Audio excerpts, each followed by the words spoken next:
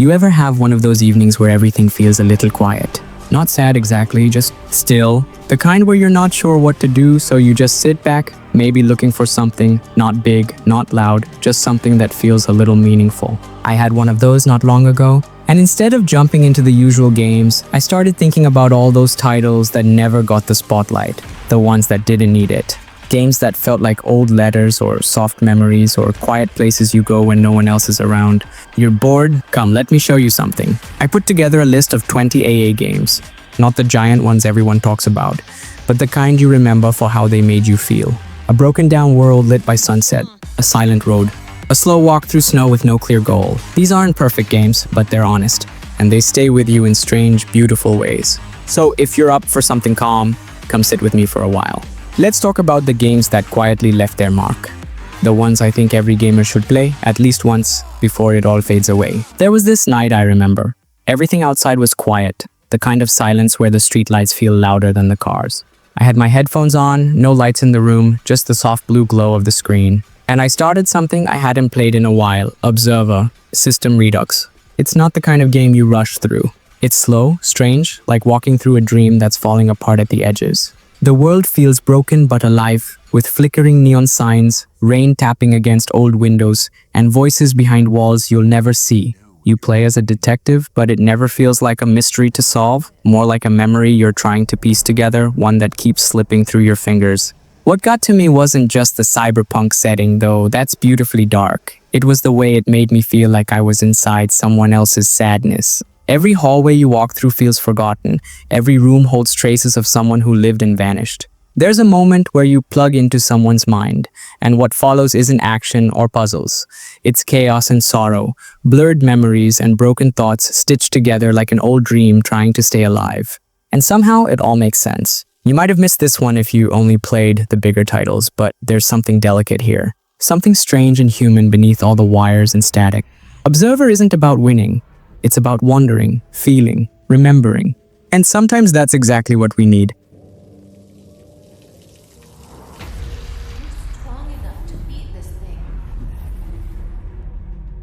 There's something oddly peaceful about watching flames flicker against old Roman stone, not during a battle, but in those quiet moments in between, when the world feels heavy and ancient, like it's remembering something it lost. I was lying back one evening looking for something that felt grounded, you know? Something where the world felt worn in, full of dust and echoes. That's when I went back to Ryse, Son of Rome. You might have seen it once and passed it by, but sitting with it slowly, letting it unfold, it surprised me. It's not just the armor or the swordplay, though those are striking in their own way.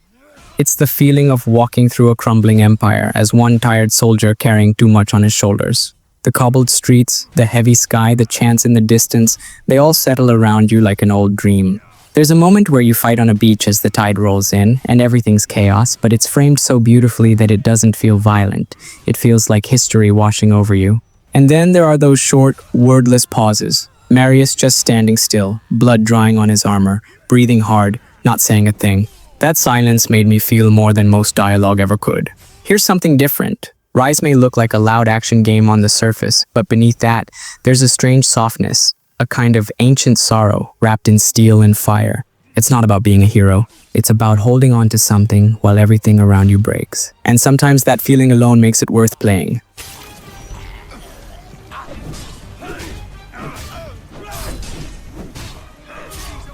There was a quiet afternoon once, sun spilling in through the window, the kind of stillness where time doesn't really move.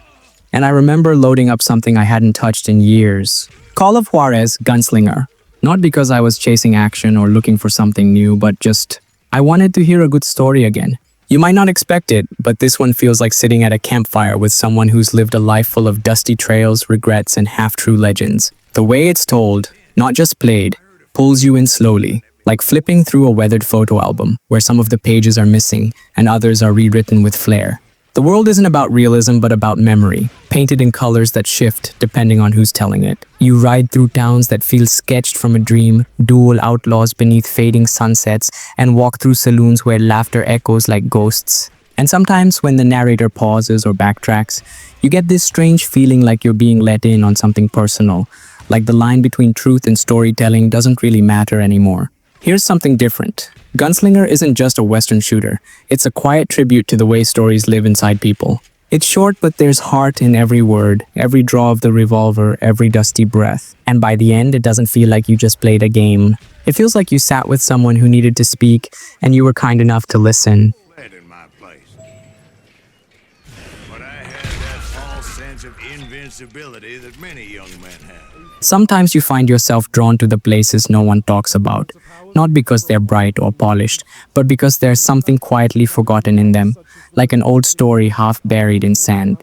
That's what the Technomancer felt like to me. I remember one evening, nothing really happening, just the kind of stillness where your mind wanders, and I loaded it up, not expecting much. But what I found was a world that didn't beg for attention. A dry red planet filled with rusted pipes, cracked domes, and skies that always looked tired.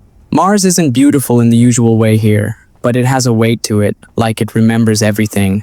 You play as Zachariah, a soldier with lightning in his hands, but it's not the combat that stayed with me. It's the way the world moved around him. Strangers speaking in hushed voices near alley fires, machines that hummed like they had a heartbeat, and sunsets that turned the dust gold for just a minute before the cold came back. You might have missed this one. Most people did, but I think there's something gentle in it, beneath the grime. A feeling of being small in a place too big and broken to fix, yet still trying. I remember walking through a ruined zone with nothing but wind around me, and for a while, I didn't even push forward. I just stood there listening. Sometimes the best stories are the ones you stumble into by accident, and the Technomancer is one of those. Quiet, flawed, but strangely full of heart.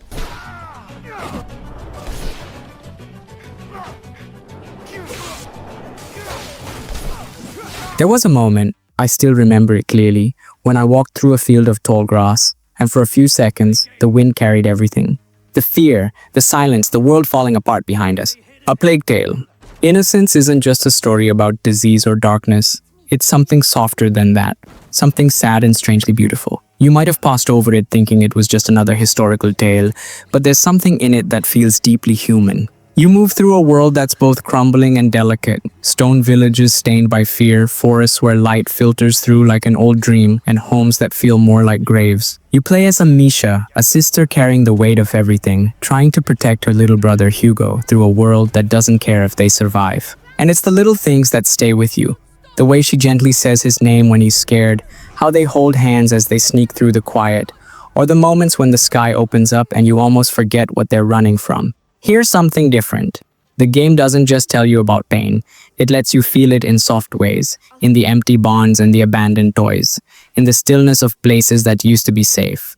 But there's love in it too. Not loud or heroic, but the kind of love that just keeps going even when there's nothing left. I think that's what makes a plague tale. Innocence feels so special. Not the plague, not the rats, not the chase, but the gentle thread between two people holding on. It's the kind of story that lingers, not because it was grand, but because it was quiet. And it meant something. Outsiders! Oh no, quickly, quickly! The ladder, go and climb, you first! There was a night I couldn't sleep, not because I was anxious or restless, just one of those nights where the world outside felt too quiet and the thoughts in my head were too loud. So I put on my headphones and started Hellblade, Senua's Sacrifice. I didn't expect it to feel the way it did. Like walking through someone else's pain with the softest steps you could manage, hoping not to break anything more than it already was. You might have missed this one. It's not flashy, not full of distractions, but it pulls you in with its stillness. The world around Senua is so haunting and hollow, filled with broken whispers and voices that never quite leave her alone, and yet somehow, it all feels so deeply human. You wander through misty woods and decaying ruins, not really to win or conquer, but to understand. Every step she takes feels heavy, like her body's moving through both memory and myth at the same time. I remember standing still at the edge of a river, watching the reflection flicker, and for a moment, the whole world around her and around me felt completely still. What stood out wasn't the combat or the puzzles, but how real her fear felt, and how quietly the game let you feel it with her. This one surprised me, not because it told a big story, but because it told such a quiet one with such honesty. Senua's Sacrifice doesn't ask you to fix anything. It just invites you to walk beside someone who's trying, and maybe in some quiet way, that's what makes it beautiful. Take him down! Focus! There was this rainy afternoon where everything just felt slow, like the world had hit pause for a while. and I ended up starting something I didn't know would stay with me. GreedFall. It wasn't loud or rushed, and that's what made it so easy to sink into. You play as someone stepping onto a new continent, and the moment your ship cuts through the fog and that strange land slowly rises into view, it already feels like something sacred, not a conquest, not a mission. Just a quiet invitation into a place that doesn't quite trust you yet. You might have missed this one, but it has this stillness to it, like wandering through a forest where every tree is watching. The cities feel worn and alive, like they've grown tired of politics and secrets, and sometimes you just find yourself standing at the edge of a cliff, looking out at that glowing sea, and you forget there's even a quest waiting. What made it special for me wasn't the choices or combat. It was the small, heavy silences between dialogue, the way your companions slowly open up when they think no one's listening, or how a tribe elder looks at you like they already know what kind of person you are. This one surprised me, not because it was perfect, but because it felt personal, like the world was telling its story whether you were ready or not. And walking through it, it felt like being the outsider in a dream you didn't want to wake up from.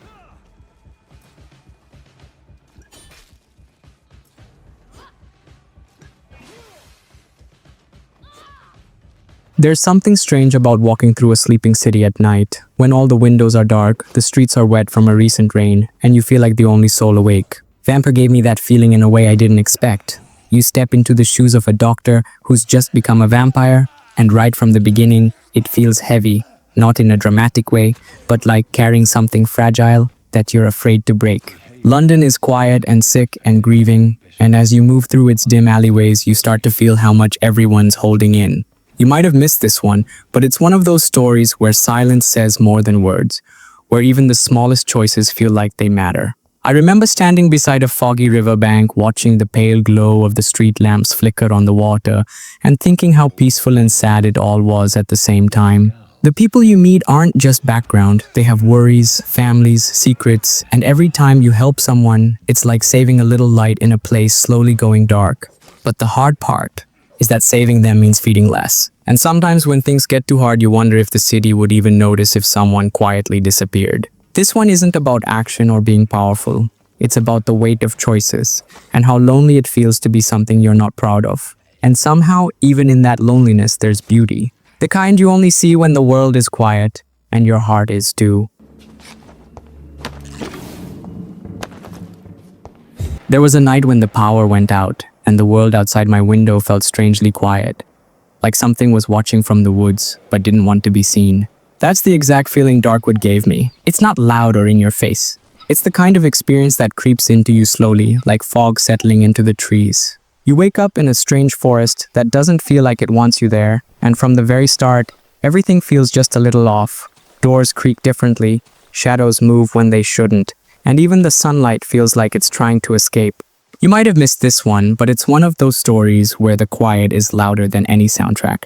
I remember setting traps at night, boarding up the windows, and just sitting in the corner of a tiny cabin, holding a lantern, waiting, not sure if something was coming or if the silence was the thing to be afraid of. The world feels lost in its own sadness, like something terrible happened long ago and the land never recovered. And still, in those moments of stillness, when you're walking through abandoned houses and broken woods, there's this weird kind of beauty, twisted, sure, but quiet and unforgettable. It's not really about surviving. It's about feeling alone and learning to sit with that fear like a slow dream you're not sure you can wake up from. If you ever wanted to feel what it's like to walk through a nightmare that's pretending to be a forest, Darkwood will stay with you in ways you won't expect. Not because of what it shows, but because of what it makes you feel when nothing's happening. And your heart still won't slow down.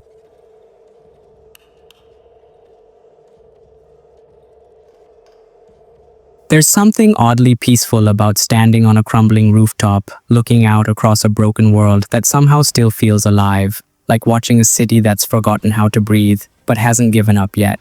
That's the feeling I got in ELEX too. It's not a polished or perfect place, but there's a strange comfort in its chaos.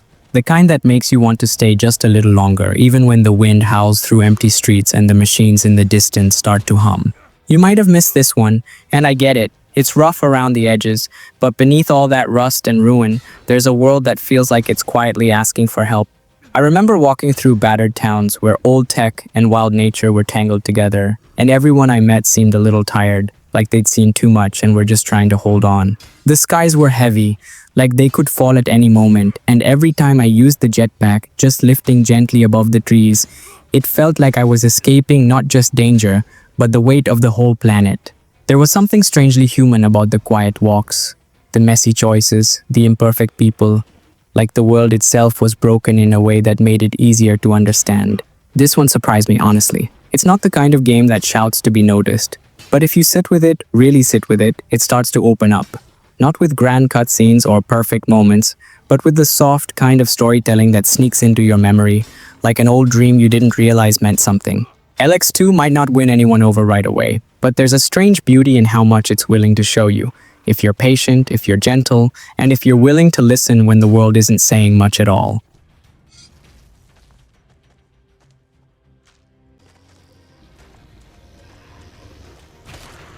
Sometimes, when the world feels a little too loud, I think back to a quiet moment.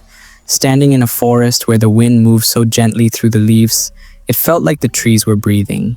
That's how it felt playing Kena, Bridge of Spirits. Soft, like a deep breath you didn't know you needed. You might have passed over this one thinking it's just another pretty game, but there's a quiet kind of soul in it that's easy to miss if you're rushing. I remember walking through villages swallowed by moss and memory, ruins filled with silence and sadness, where even the stones seemed to remember something. The little rot, those tiny creatures that follow you, they weren't just helpers, they felt like pieces of comfort, quietly reminding you that even in places touched by grief, there's still life, still joy. And Kena herself, she carried a weight that was never shouted, just quietly felt, like someone trying to hold everything together even when it hurts. The combat had its moments, sure, but what I remember most is the way the world felt. Glowing waterfalls tucked behind overgrown trails, gentle music drifting through old shrines, and the way light would pour through the trees at just the right moment. This one stayed with me not because it was big, but because it felt kind. It reminded me that even in places haunted by loss, you can still bring something back to life. And sometimes, just sitting with a story like that, one told in soft footsteps, slow healing, and small wonders, is exactly what your heart needs.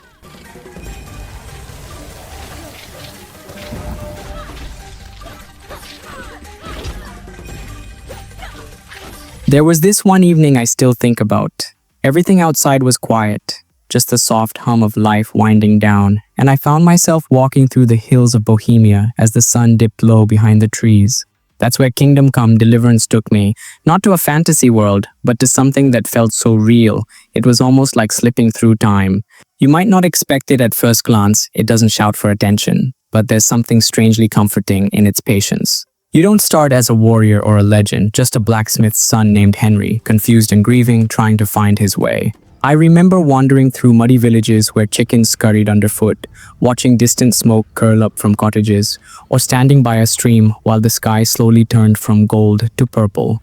And in between sword lessons and helping strangers with their quiet troubles, I found this peaceful rhythm of waking early, saddling my horse, riding through the mist as the church bells rang softly in the distance. Sometimes I'd pause just to watch the light flicker on chainmail or hear the sound of boots crunching over gravel, and it all felt so grounded, so honest. This one surprised me with how deeply it let me live in its world, not through magic or epic battles, but through the small human things, conversations by candlelight, learning to read, stumbling through moments of doubt.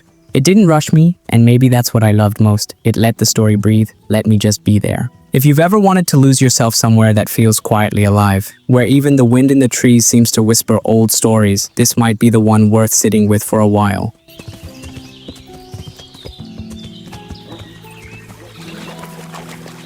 There was a moment, quiet and unexpected, where I found myself standing on the edge of a broken highway, high above a world swallowed by green, and for a while, I just watched the wind dance through the vines. Enslaved. Odyssey to the west lives in that feeling of silence after ruin, of nature blooming where cities once stood tall. It's not just the colors or the way the sun hits the cracked pavement. It's the strange peace you feel walking through a world that's moved on long after we're gone. You might have missed this one. It came and went softly like a dream half remembered, but something about it stayed with me. There's a rhythm to it, gentle and raw.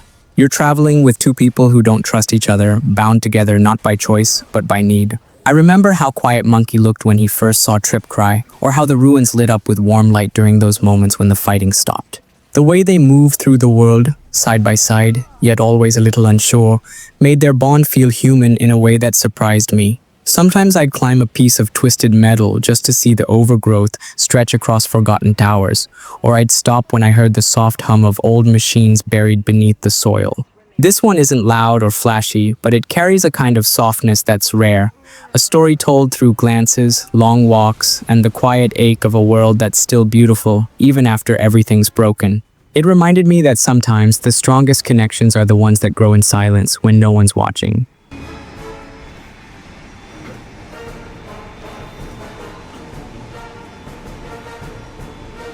There's something about the way a flashlight cuts through fog at night, how it makes you feel like maybe, just maybe, you're not alone out there.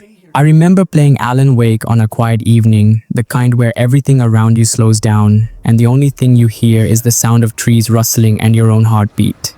It's not just a story about shadows or strange disappearances, it's more like a slow unraveling of someone's mind, told through flickering lights, rusted roads, and pages of a story you haven't finished writing yet. You might have overlooked this one, but for me it was like stepping into the pages of a book that never wanted to be read aloud.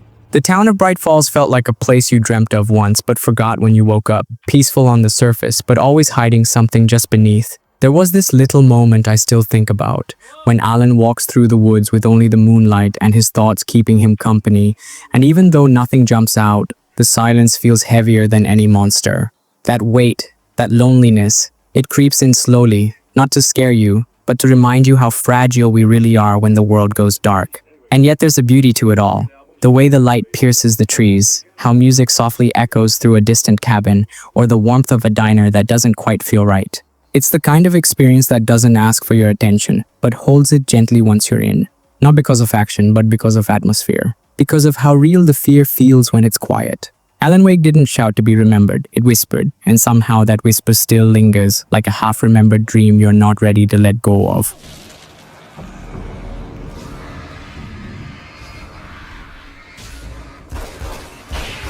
At times, when everything feels a little too loud and cluttered, I remember a place that was the exact opposite. Dry winds, endless sand, and the soft crunch of boots across dusted steel. Mad Max wasn't just about chaos and roaring engines. For me, it felt like standing in the middle of nowhere, staring at the wreckage of the world and realizing how quiet it can be after everything falls apart. There was this one afternoon in the game where I drove across the dunes for so long I forgot I was playing. Just the sun above, my car humming like a tired beast, and the horizon stretched so far it felt like it might never end. You might have missed this one, especially if you were expecting just action and explosions. But what stayed with me were the little things.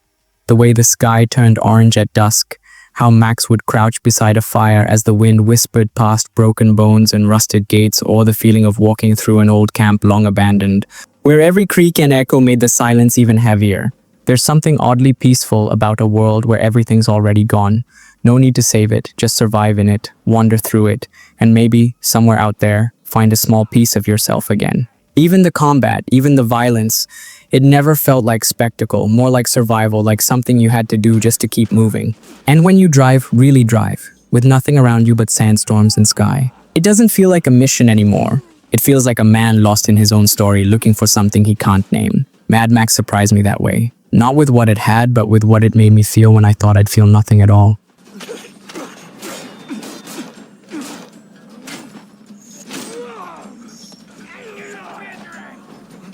There's this strange kind of sadness I feel when I think about memories.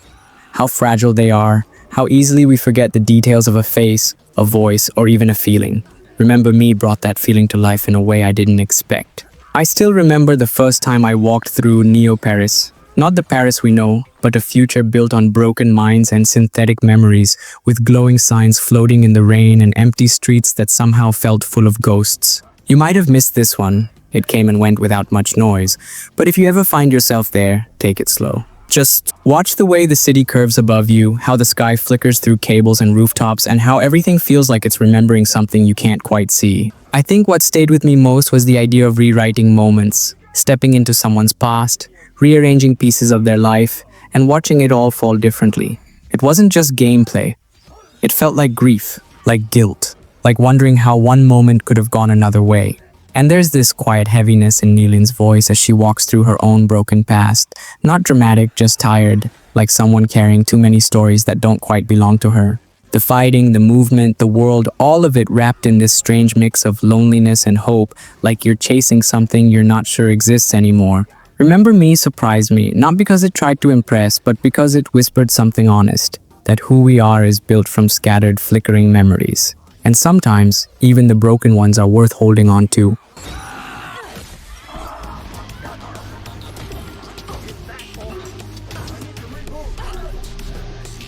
There's something about watching two brothers walk hand in hand across a quiet cliffside, with the wind brushing past and the sky slowly turning orange, that just stays with you. I don't know how to explain it fully, but Brothers, A Tale of Two Sons, felt more like a soft memory than a game. The kind you don't even realize meant something until years later, when you're lying awake and suddenly remember the way one brother would call out to the other in that made-up language, or how small they looked crossing a fallen tree above a canyon. You might not expect much from something this quiet. There's no voiceover guiding you, no loud music telling you how to feel, just these two boys holding on to each other, trying to find a way to save their father. What really caught me off guard were the little moments. Helping a stranger stuck in grief, gliding through the sky on the back of a creature that felt half real and half dream, or solving puzzles not with buttons, but with trust. The way each stick on the controller moved one brother, it made every action feel like holding someone's hand. There's a scene near the end, and I won't spoil it, but I remember just putting the controller down afterward, not even moving, just sitting in silence, like I'd lost something. And maybe that's why it felt so special. Brothers doesn't speak much, but somehow it says everything about family, about loss, about growing up before you're ready. If you ever feel like playing something quiet, something that wraps around your heart slowly and doesn't let go, I'd say, take a walk with them, just once. You might not come back the same.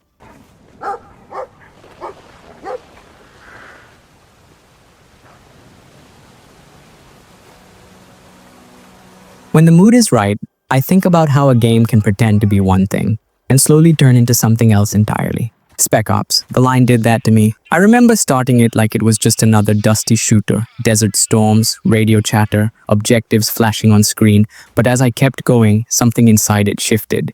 Quietly. It's hard to explain, but the more I moved through the sand-covered ruins of Dubai, the more I felt like I wasn't just walking through a broken city. I was walking deeper into someone's unraveling mind.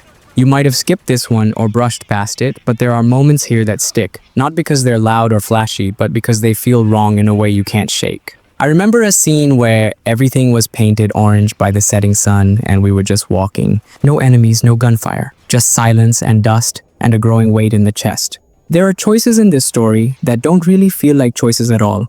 They just happen and you live with them even if you didn't want them.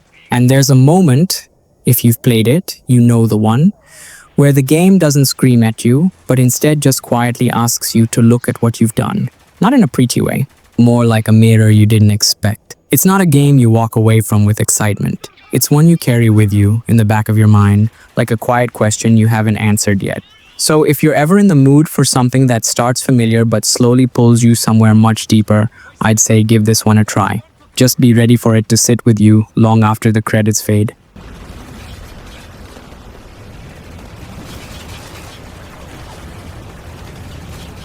There's something oddly beautiful about the way time feels when it's breaking apart around you, like standing in the middle of a memory that doesn't want to stay still. Singularity was one of those strange little stories that didn't just throw me into action. It slowly pulled me into a place where the past and present kept folding over each other, and nothing felt entirely real. I remember the first time I stepped onto that abandoned island. Everything was rusted, quiet, like the place had been forgotten by the world, but not by time. You might have missed this one, and I wouldn't blame you. It came and went without much noise. But there's a quiet sadness to it that stayed with me. Walking through crumbling Soviet bunkers, hearing echoes of voices from another decade, watching walls decay and rebuild themselves right in front of you. It was eerie, but also kind of mesmerizing. And then there were those soft moments in between, finding old recordings, reading faded notes from people who felt real, like they were still trapped there. What made it special wasn't the weapons or the missions. It was the feeling that time was a character too, watching you, shifting everything when you least expected it. There's this part where the sun filters through broken glass and for a second you forget you're in a dangerous place. It just feels quiet, like the world paused to breathe. Singularity surprised me not because it was big, but because it was thoughtful in strange ways. Like a forgotten dream that slips back into your mind when you're not looking for it. If you ever want something a little different, a little softer in its storytelling, this one's worth drifting back to.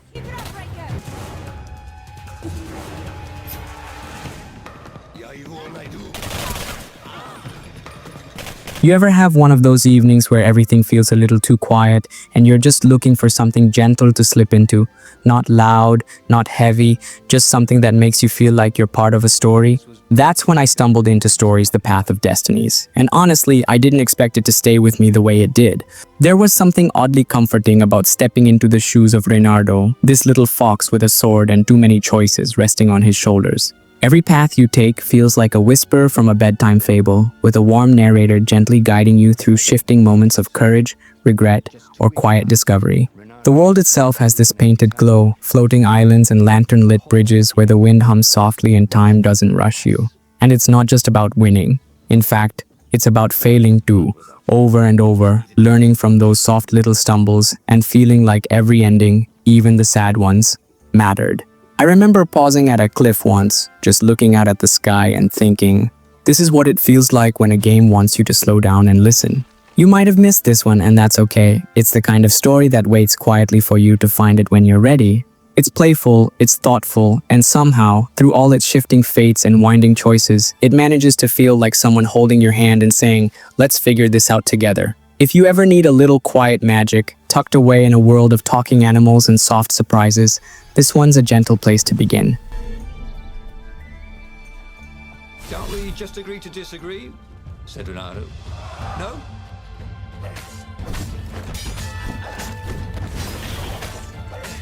And that's it for now. Just a quiet look at a few games that meant something to me.